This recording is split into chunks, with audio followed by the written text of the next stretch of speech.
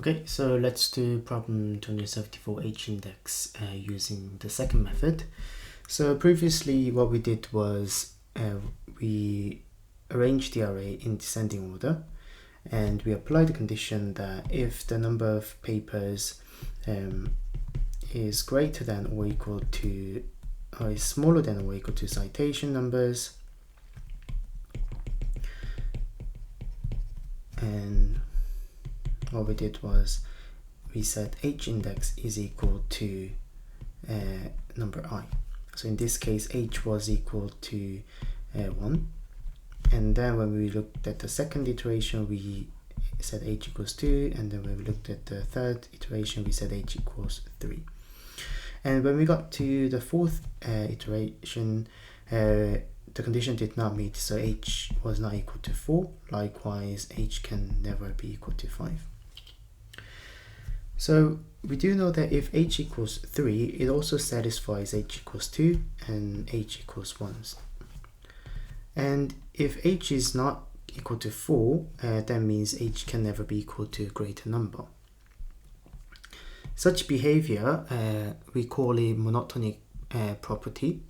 Monotonic property is just a fancy way of saying, say, if the ruler is greater than 17 centimeter, that means it is greater than 15 centimeter and 13 centimeter and so on.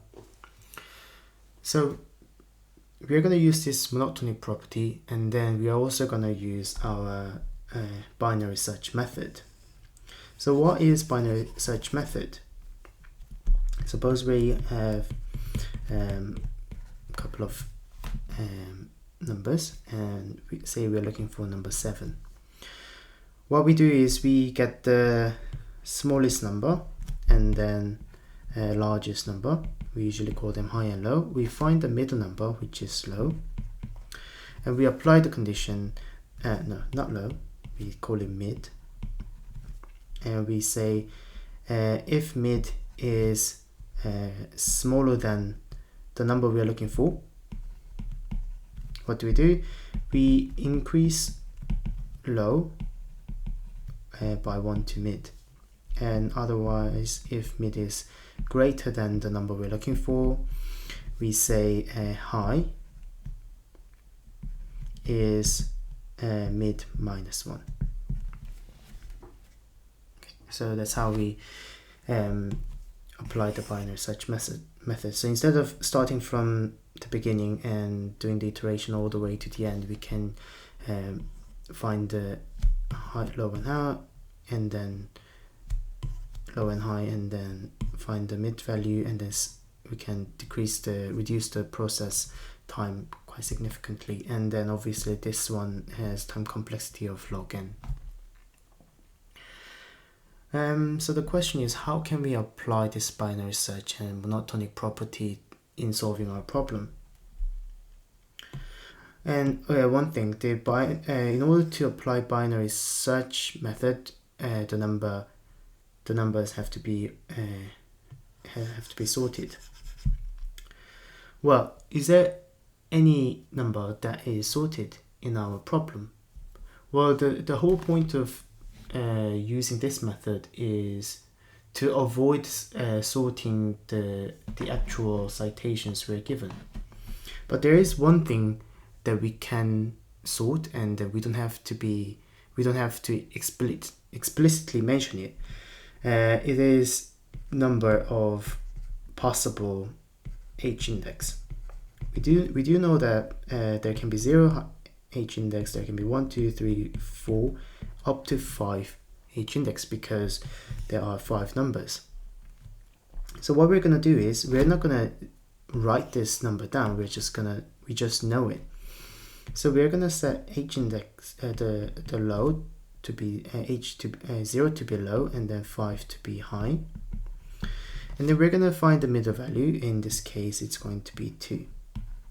And then what we're going to do is, we're going to assume this 2 is is H-index. And then we're going to put this mid value into some sort of a function. And then we're going to put this mid in, and then we are also going to put the citations array in. And what are we going to do?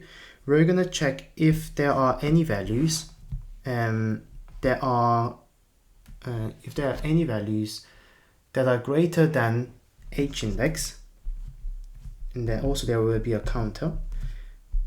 And then if so, if citation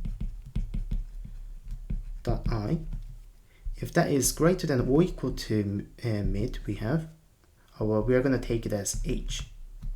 We're going to take it as H. Then we're going to increment the counter. And then at the end, we're going to return counter is greater than or equal to H. So where are we going to return this? In binary search, we had if and else statement to check if mid was greater or lower than the number we're looking for. So that is one method. So likewise, we will have some if and else statement, and then we're going to put this number in, put this function in, so this function, and as well as mid, and then whole citations. If this condition meets, meaning that there are more elements that are, if there are number of elements are actually greater than the number of elements, I shouldn't say number of elements, number of papers whose citations were actually greater than H index. In that case, H can potentially be increased. So what we're going to do is we're going to do low is equal to mid plus 1. Otherwise, we're going to do high equals mid minus 1. And then at the end of, and then we have to iterate this if else statement in while loop. The most common condition would be low is less than or equal to high. So that's the condition we use for binary search. And we're going to return at the end, return high. Okay, the diagram was pretty messy, but hopefully we understood what to do. And then let's implement the code, and then we are going to use the example to validate our code. So what do we need to do? We have to set int low and high. Int low equals 0. Int high equals citations length. And we're gonna use a while loop while low is less than or equal to high. We have to get int mid equals low plus high divided by 2. So everything is just like common binary search method, and then we are going to use if statement, and then here we're going to put the function in. What are we going to put for the function? Because it's a conditional, because we have to put in condition of this statement, we have going to do public boolean. The name would be can increase H index, and we are going to take in int H and then int citations. Here what we're going to do is we're going to have a pointer, and then we're going to do for int citation number, because the value of each element is the citation number. Let's say citation count, and then we have citations. What we're going to do is if citation count is greater than or equal to H, we're going to increment counter, and at the end, so for example, if we use our example, we would have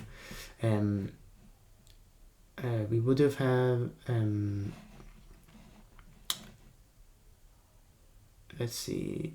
Okay, let's go to the example later. And then we're going to return counter is greater than or equal to h.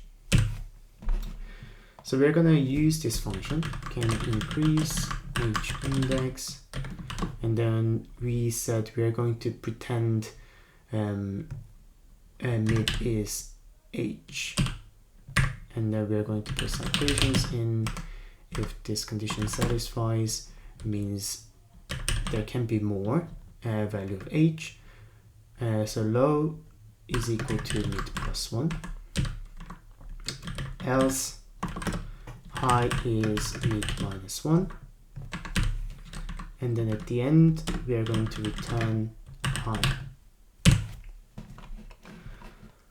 Let's run the code, hopefully it works. Great, let's submit. Perfect, we have 0 milliseconds, 100%. Alright, so let's use our example and quickly validate if our code is actually working or not. So what was the example we had?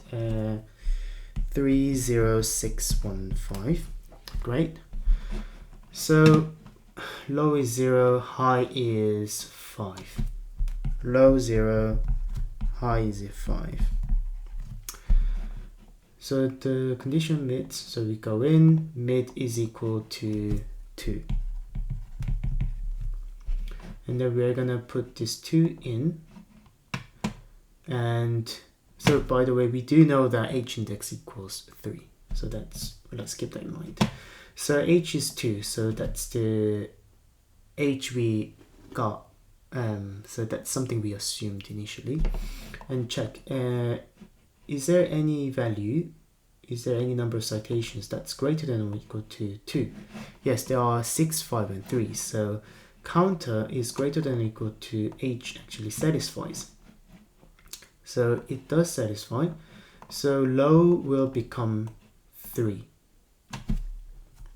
So that's the possible number of H-index. So that was low, that was high, mid was 2.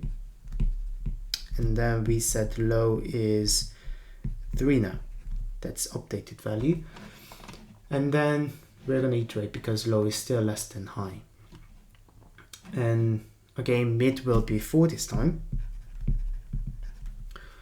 And let's see, we're going to put 4 in.